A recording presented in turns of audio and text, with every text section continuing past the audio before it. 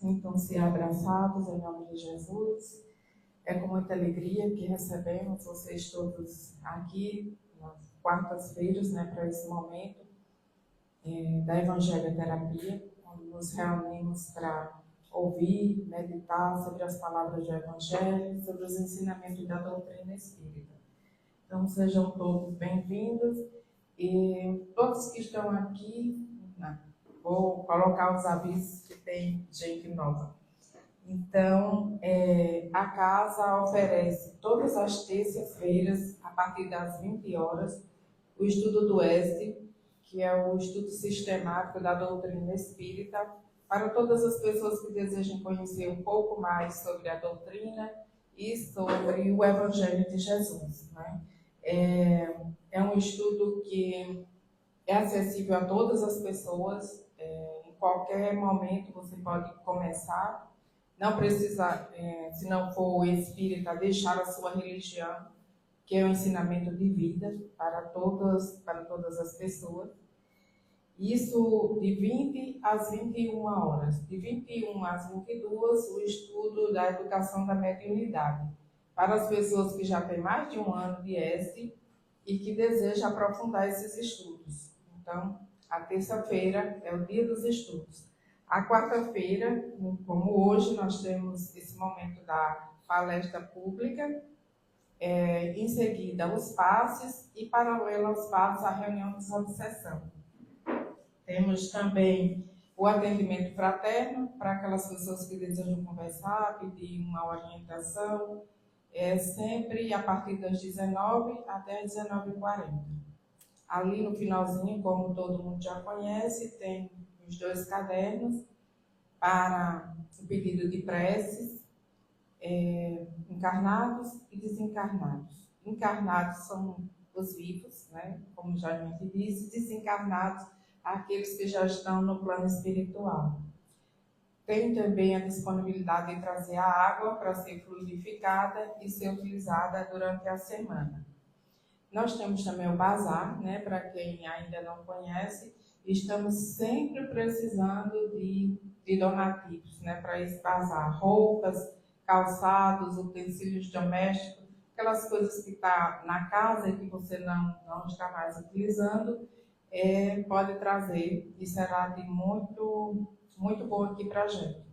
E como já passou São João, todo mundo já estreou a roupa nova, não vai mais usar, não vai repetir no ano que vem.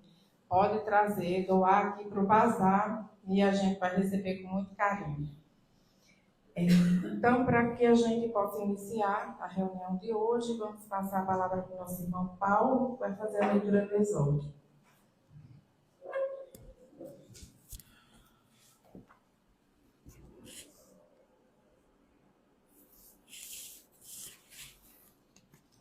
Boa noite. Que a paz do Mestre Jesus esteja sempre entre todos nós. A leitura de hoje, a leitura preparatória de hoje, está no livro Pão Nosso, de Chico Xavier, pelo Espírito Emmanuel. O item é o 166. Cura do ódio. Portanto, se o teu inimigo tiver fome, dá-lhe de comer. Se tiver sede, dá-lhe de beber. Porque fazendo isto, amontoarás brasa de fogo sobre a tua cabeça. Isso foi escrito por Paulo em sua carta aos Romanos, capítulo 12, versículo 20. O homem, geralmente, quando decidido ao serviço do bem, encontra fileiras de adversários gratuitos por onde passe, qual ocorre à claridade invariavelmente assediada pelo antagonismo das sombras. Às vezes, porém, seja por equívocos do passado ou por incompreensões do presente, é defrontado por inimigos mais fortes que se transformam em constante ameaça à sua tranquilidade. Contar com o inimigo desse jaez é padecer dolorosa enfermidade no íntimo, quando a criatura ainda não se afeiçoou a experiências vivas no Evangelho. Quase sempre, o aprendiz de boa vontade desenvolve o máximo das próprias forças a favor da reconciliação. No entanto, o mais amplo esforço parece baldado. A impenetrabilidade caracteriza o coração do outro e os melhores gestos de amor passam por ele despercebidos. Contra esta situação, todavia, o livro divino oferece receita salutar. Não convém agravar atritos, desenvolver discussões e muito menos desfazer-se a criatura bem intencionada em gestos bajulatórios. Espere-se pela oportunidade de manifestar o bem. Desde o minuto em que o ofendido esquece a dissensão e volta ao amor, o serviço de Jesus é reatado. Entretanto, a visão do ofensor é mais tardia e, em muitas ocasiões, somente compreende a nova luz quando essa se lhe converte em vantagem ao círculo pessoal. Um discípulo sincero do Cristo liberta-se facilmente dos laços inferiores, mas o antagonista de ontem pode persistir muito tempo no endurecimento do coração. Eis o motivo pelo qual dar-lhe todo o bem no momento oportuno é amontoar o fogo renovador sobre a sua cabeça, curando-lhe o ódio, cheio de expressões infernais. Pensemos sobre isso.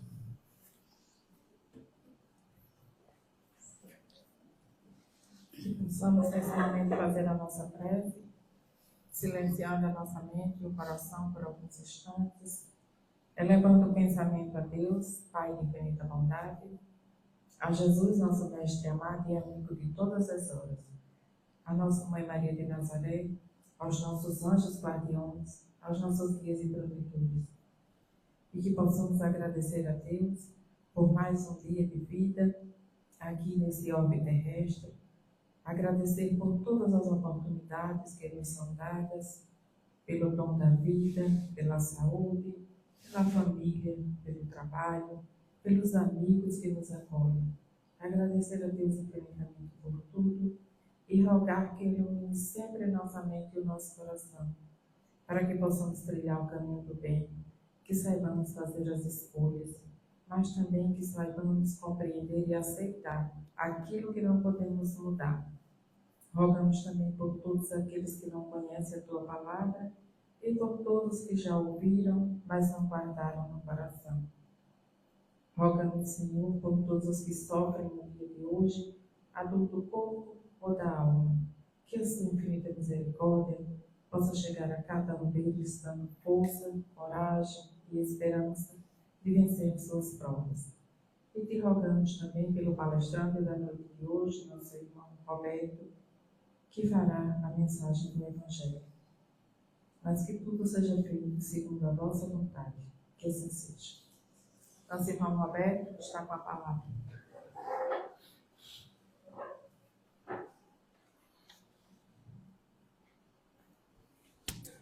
Boa noite, mais uma vez a todos. Boa noite.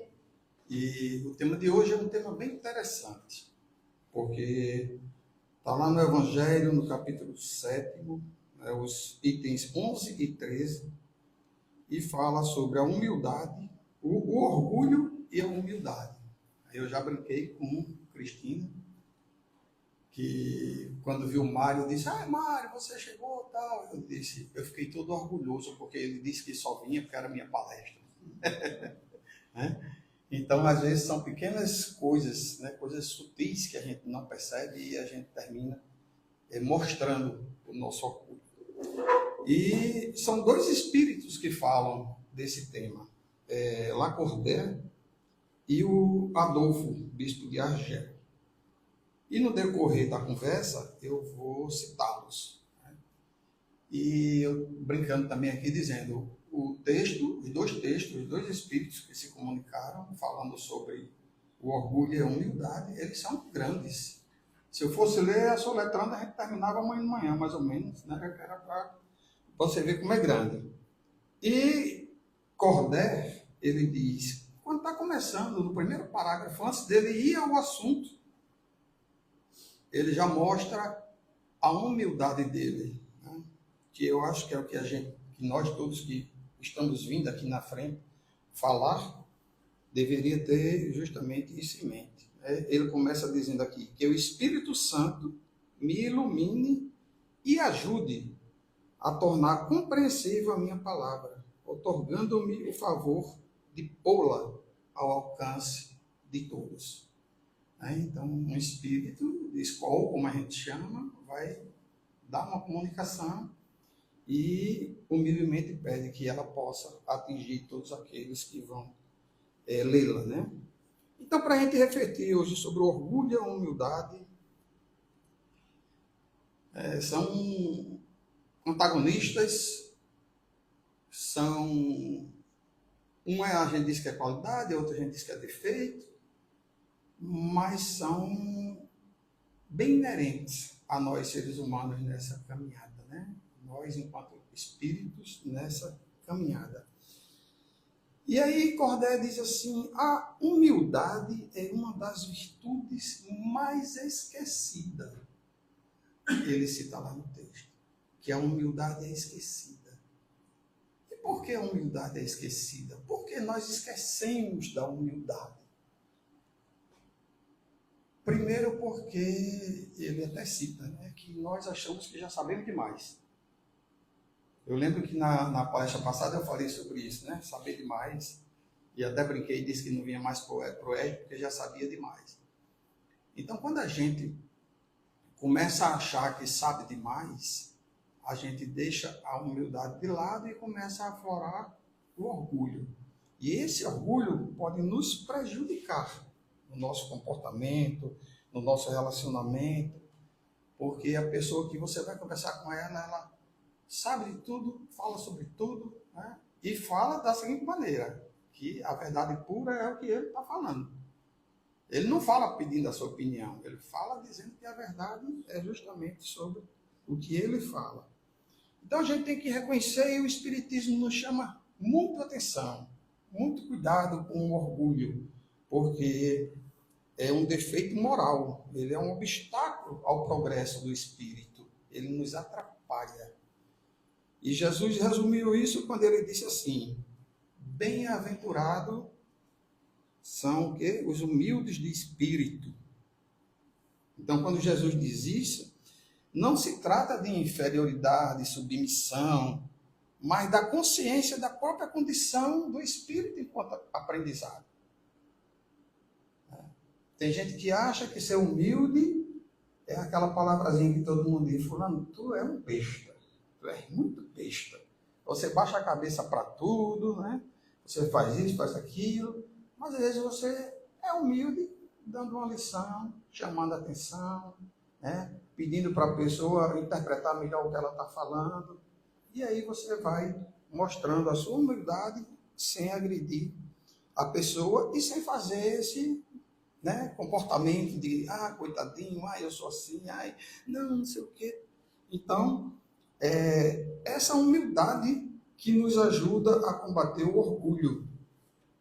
Eu tentei pegar o que tinha sobre orgulho e humildade no texto e trazer também com o Livro dos Espíritos, que nos chama também a atenção para muitos comportamentos.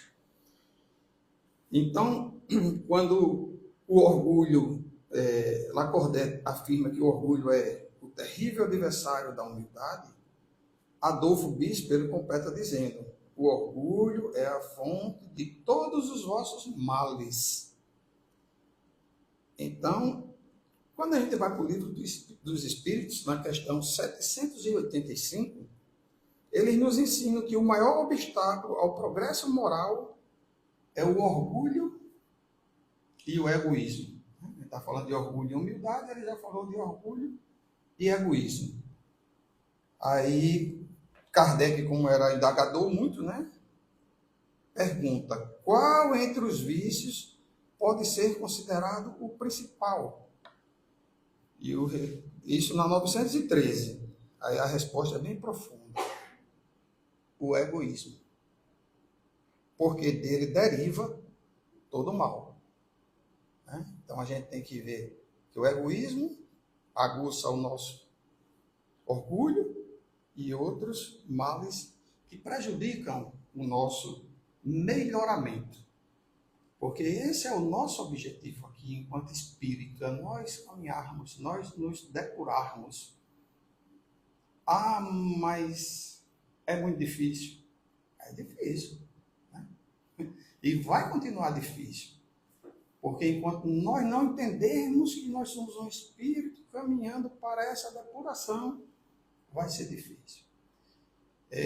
Eu passei agora por uma desencarne na família, né? E uma família espírita e tudo mais, mas eu vi como essa dor não foi bem absorvida, mesmo diante dos conhecimentos espíritas, que a gente ainda estuda para encontrar esse conforto, para encontrar essa resposta entre vida e morte, vamos usar o termo morte, né?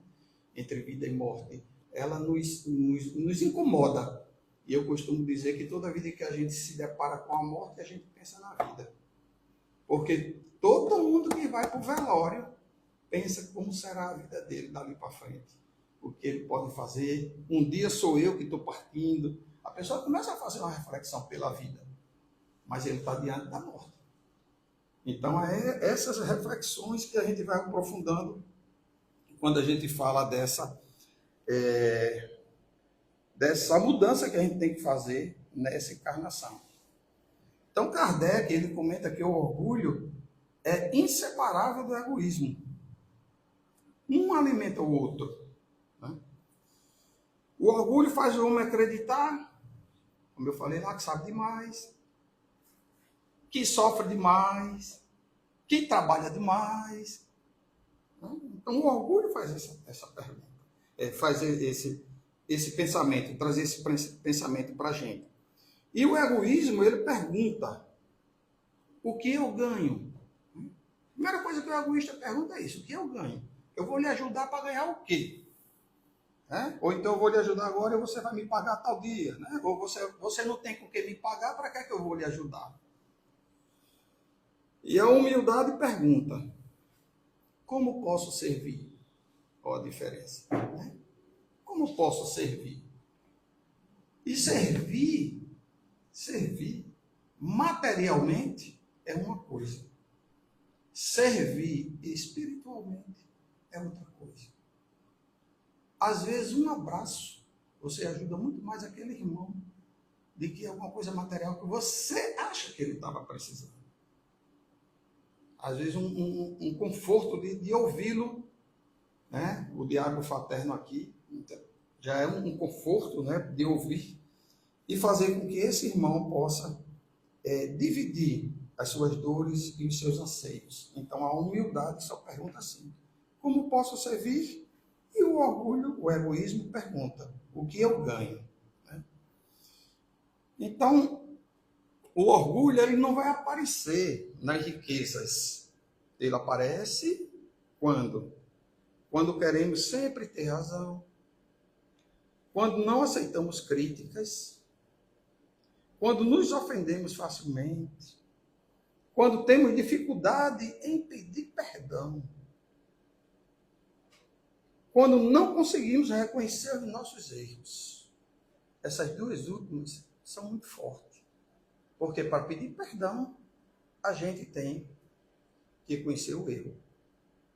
E conhecer os nossos erros, gente, é uma coisa tão forte na gente, de reconhecer os erros, porque quando nós vamos reconhecer o erro, nos vem a ideia de que nós somos fracos, que nós falhamos.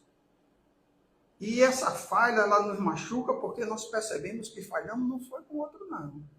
Falhei comigo mesmo, que eu poderia ter feito diferente. Eu poderia ter tido outro comportamento. E aí, se eu não estou tendo esse entendimento, se eu não estou fazendo essa leitura, como é que eu vou pedir perdão? E pedir perdão é um ato de humildade.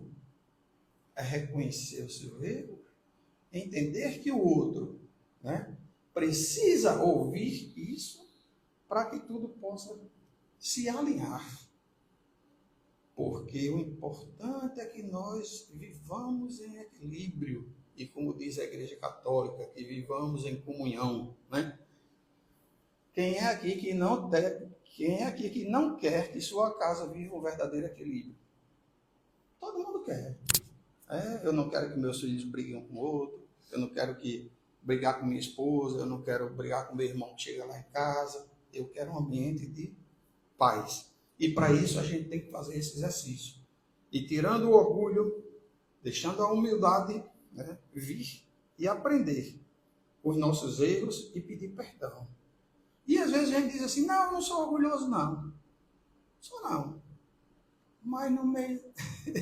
Quando chega a prova, basta alguém nos contrariar e o nosso lado orgulhoso vem.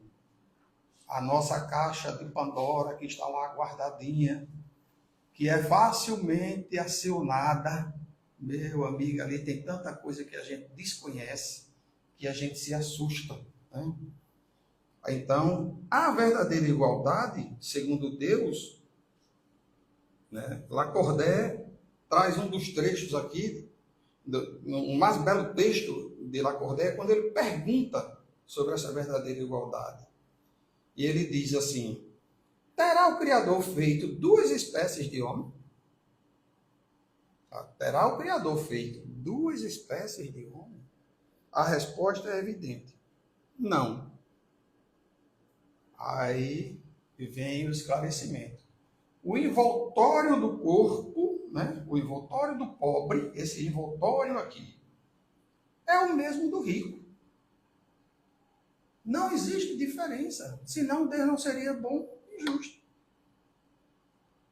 As classes sociais foram criadas por nós, dentro da sociedade. Os ricos, os pobres, né? A classe média. Depois nós passamos também a dividir as classes pelas idades, que eu estou muito feliz agora, porque eu não sou mais idoso, né? Eu sou coach, né? Um nomezinho assim agora que tem aí. Né? Nós mudamos agora, né? Então, quer dizer, vão criando coisas para tentar uma harmonia social. E muita gente se apega demais a isso, e muita gente, né?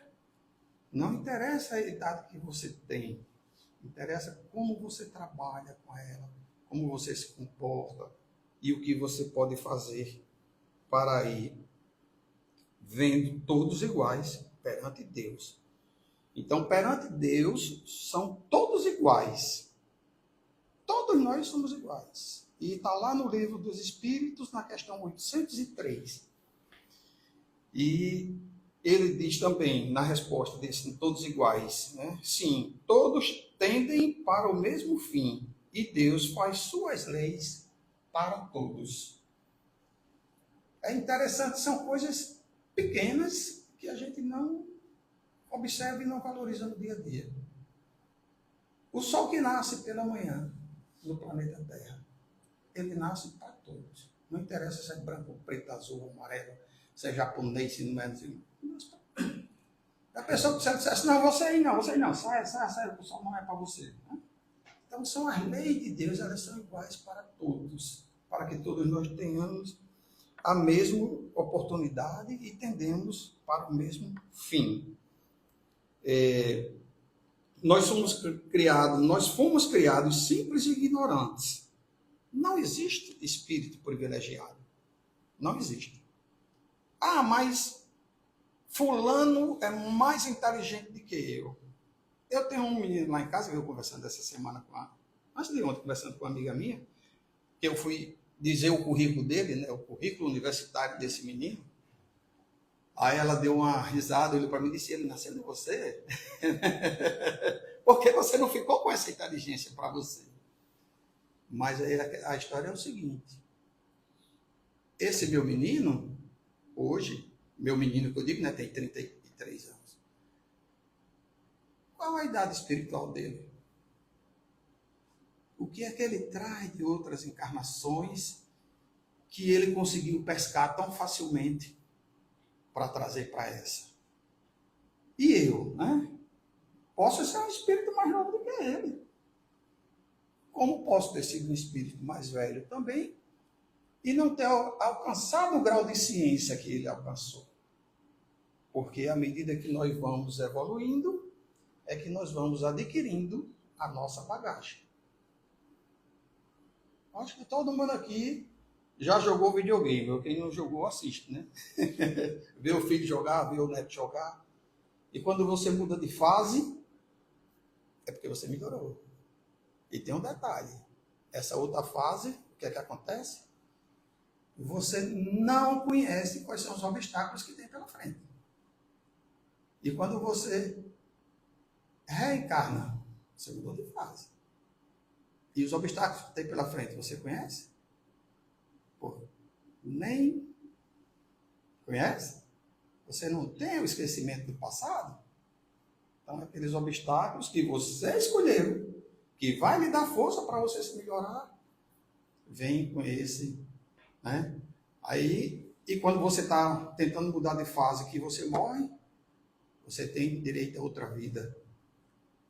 Né? E nós, quando desencarnamos, temos direito a outra vida. E estamos vindo para combater o orgulho, praticar a humildade, aprender a pedir perdão.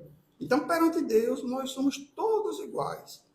Está lá na 804. Não existe sangue nobre para Deus. Para Deus não existe sangue nobre. Ora, a realeza, né, intitulou-se dona da verdade, e aí foi passando, nas gerações seguintes, a história do sangue nobre. Toda vida que nós fazemos o exame de sangue, não interessa, né, a sua classe social, mas seu sangue é igual ao de todo mundo. Não existe. Isso foi nós que criamos. E esse criar um sangue nobre, criou-se uma cultura também de se admirar a pessoa pela riqueza que ela tem. E se eu admiro, se entra um rico em determinado espaço, e todo mundo vai fazer o quê? Né? Vai lá, faz questão. Todo mundo faz questão de dizer que tem um amigo rico. Se você disser fulano é rico demais, ah, eu o conheço, é meu amigo. Daí a pessoa viu você uma vez, mas você já se considera amigo dele. Então você, às vezes, sabe que aquele rico tem um comportamento estranho, é orgulhoso, é avarento, briga por tudo, né? É antipático, como a gente diz. E todo mundo fica ali ao redor dele, vou usar o termo, né, bajulando. Me diga uma coisa, quando é que esse rico vai mudar de conduta? Ele vai achar que ele precisa mudar de conduta? Não precisa. Né? Aí entra uma pessoa humilde, trabalhador, né, tranquilo, não tem a mesma pegada que se tem com o rico. Então, enquanto a gente estiver olhando as pessoas pelo que ela tem e não pelo que ela é, vai ser difícil a gente esperar que a pessoa faça a sua mudança, saindo do orgulho para a humildade. Por quê? Né? Não existe o maior ou o menor adiantamento moral. Não existe apenas o maior ou o menor adiantamento moral. Isso aí existe. E aí, às vezes, você até sente que chega uma pessoa perto de você e diz, rapaz, fulano chegou aqui, era uma energia tão boa, né? Tão bom conversar com fulano, eu saio mais leve e tudo. E às vezes é uma conversa construtiva, uma conversa agradável, e você sai dali com essa sensação. E existem pessoas que você não consegue nem ter o diálogo. Então, na balança divina, só as virtudes é que distinguem os homens. Então, são justamente essas virtudes.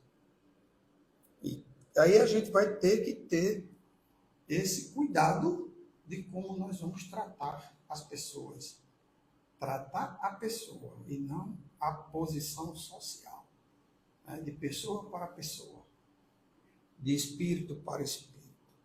E como eu falei, a humildade, ela não é humilhação. Ela não significa isso.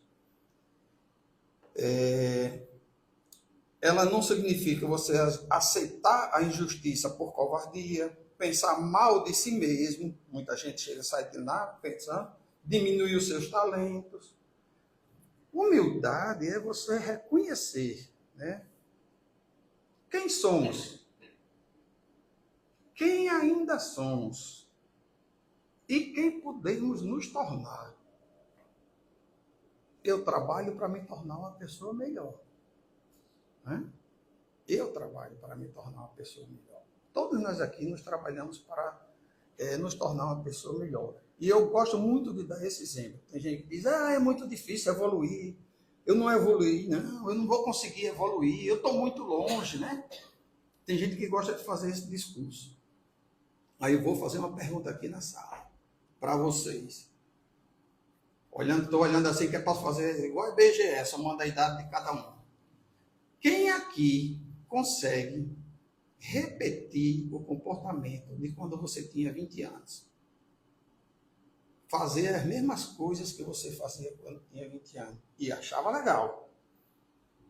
E se achava, né, mais importante do que o furinho da bolacha creme crack. Eu fiz isso, eu fiz aquilo. Né?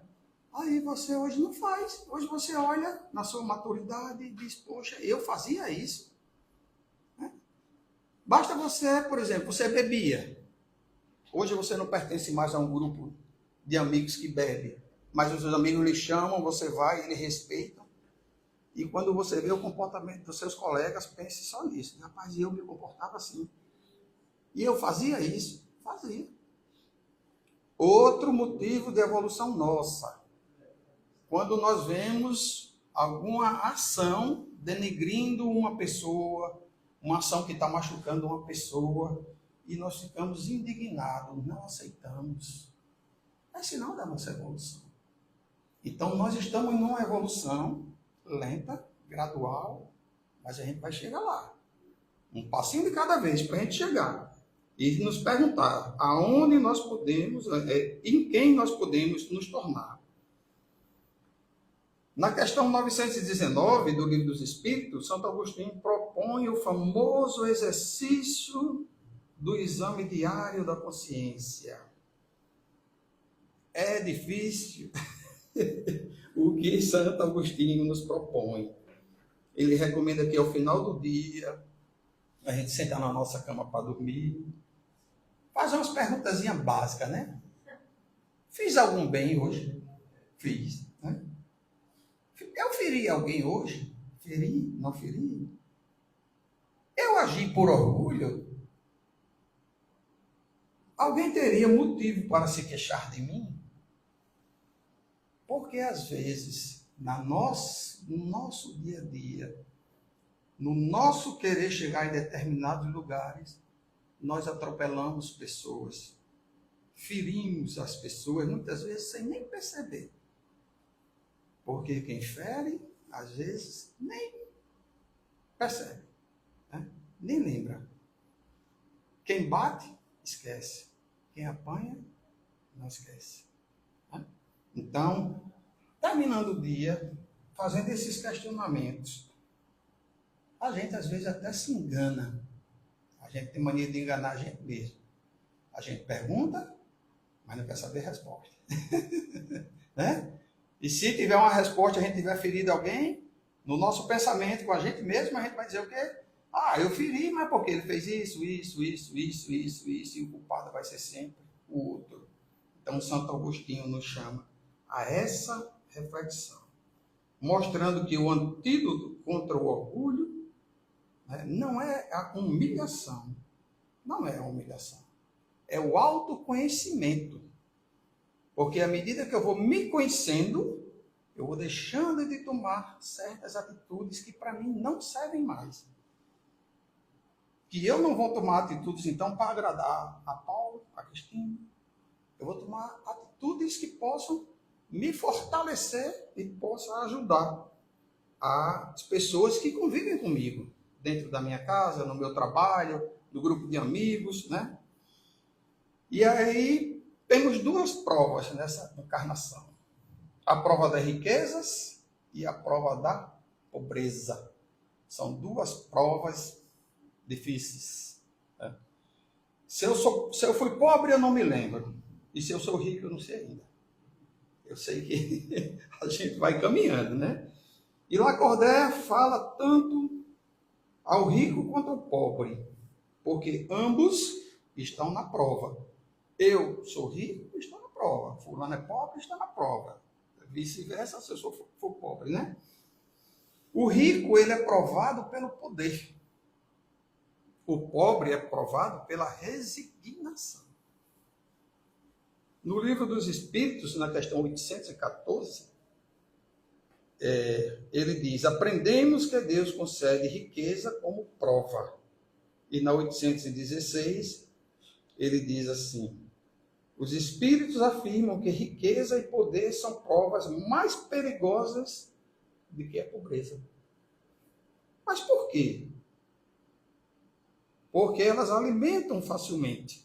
A riqueza alimenta facilmente o orgulho, que a gente tem que combater, né? Lá do começo a gente fala em combater o orgulho, a vaidade e o egoísmo. Alimenta fácil. Primeiro, tem gente que acha que o dinheiro compra tudo, que o dinheiro vai resolver tudo, né? Se fosse assim, era bom demais. Mas também a pobreza, ela pode gerar o quê? Revolta, inveja, ódio.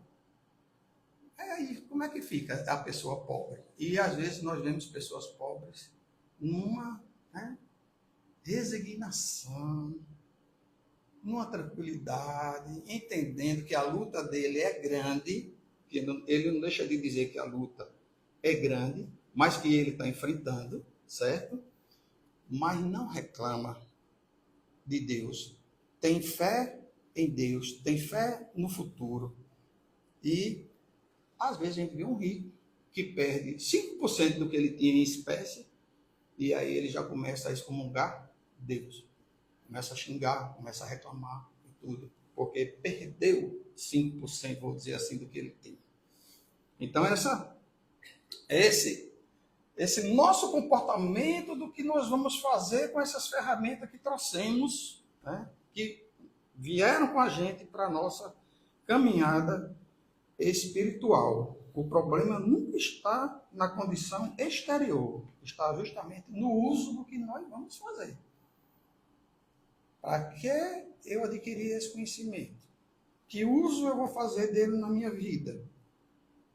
Lacordaire nos lembra, né, que diz assim: lembrai-vos daquele que nos salvou. Jesus poderia ter vindo como um imperador, como um filósofo famoso, como um rei. Jesus, em nenhum momento, Jesus quis o título de rei. E a gente vê alguns irmãos de outros credos religiosos, está logo escrito: Jesus, rei dos reis. Mas ele mesmo disse que não queria, gente. Mas a gente continua dando o título dele para rei, né? E Jesus foi essa demonstração de humildade. Ele escolheu nascer pobre, lavou os pés dos discípulos, conversou com as prostitutas, abraçou leprosos, perdoou os inimigos. E na cruz ele xingou ninguém. Muito pelo contrário, né? Então essa maior força do universo, que é Jesus, apresentou-se de forma humilde. Essa humildade dele marcou tanto a nossa humanidade que até hoje os ensinamentos dele nós discutimos aqui na Casa Espírita. Numa igreja, seja ela qual for o credo, também se fala dos ensinamentos de Jesus. Se ele fosse uma pessoa arrogante, tivesse imposto, tivesse, né, sido aquela pessoa, o guerreiro que se esperava, estaria ecoando hoje ainda em nós as palavras dele? Que ensinamentos trouxeram os grandes imperadores,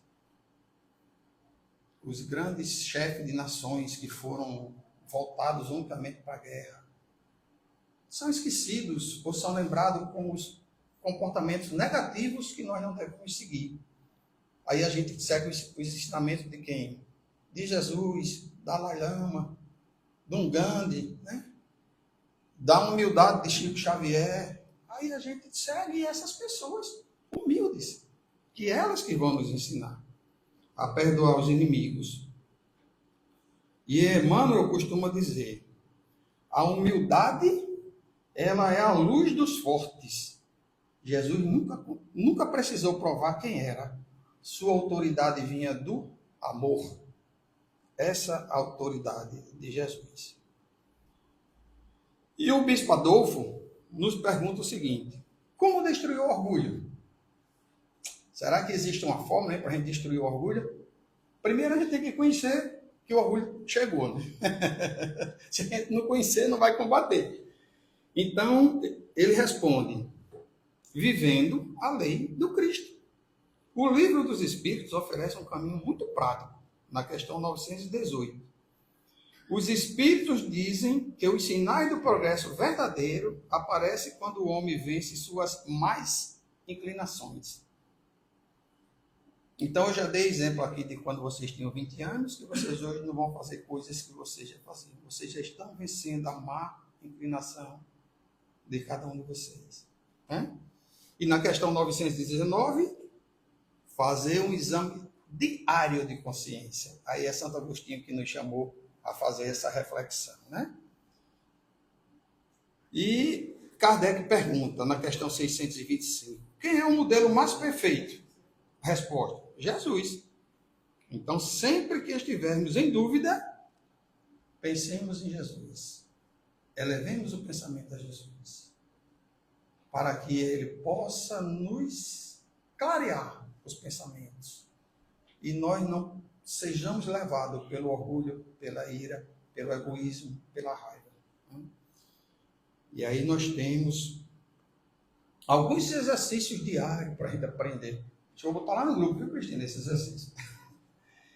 Aprender a ouvir, a pedir desculpas, a agradecer, a reconhecer erros, a elogiar sinceramente. Elogiar sinceramente, porque tem gente que elogia para agradar, né? Servir sem esperar reconhecimento e fazer o bem sem divulgar.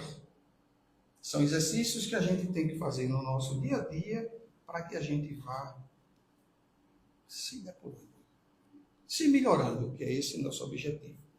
E Allan Kardec encerra dizendo, sede generosos e caridosos sem ostentação. Não basta fazer o bem, é preciso fazê-lo sem necessidade de aplausos. A humildade não consiste em pensar menos de si, consiste em pensar menos em si.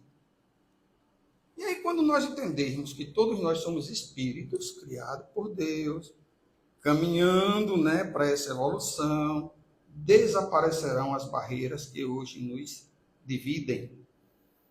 Como nos ensina o Livro do Espírito, na questão 115. Todos os espíritos foram criados simples e ignorantes. Ninguém é melhor do que ninguém. Há apenas irmãos em momentos diferentes da caminhada. E é aí que a gente tem que fazer uma reflexão, né? Bem interessante. Como os outros me veem? Como Deus me vê? Porque diante de Deus não contam os títulos. Não conta o patrimônio, não conta a posição social, não conta o prestígio. Conta apenas as conquistas do coração.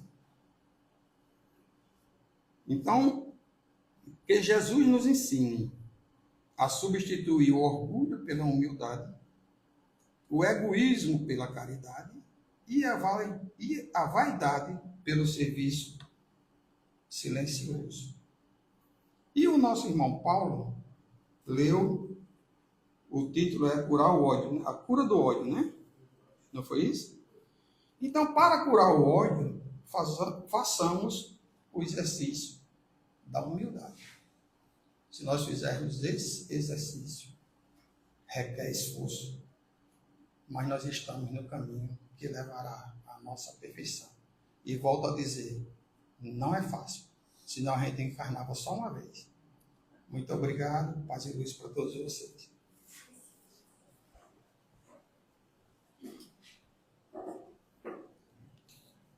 Que possamos fazer a nossa prece, encerrando esse momento do Evangelho Terapia,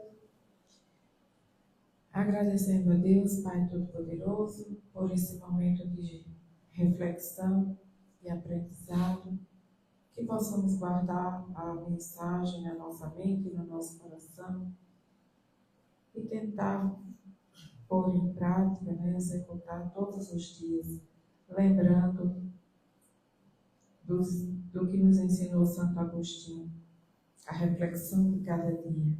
Agradecidos estamos, Senhor, por esse momento, por essa mensagem, por essas orientações dessa noite. E te rogamos, ó Pai, que ilumina a mente e o coração de todos aqueles que não puderam estar aqui no dia de hoje, mas que, em cima de tudo, Senhor, seja feito sempre segundo a vossa vontade. Que assim seja. Agora, no momento dos passos, para aquele que desejar receber,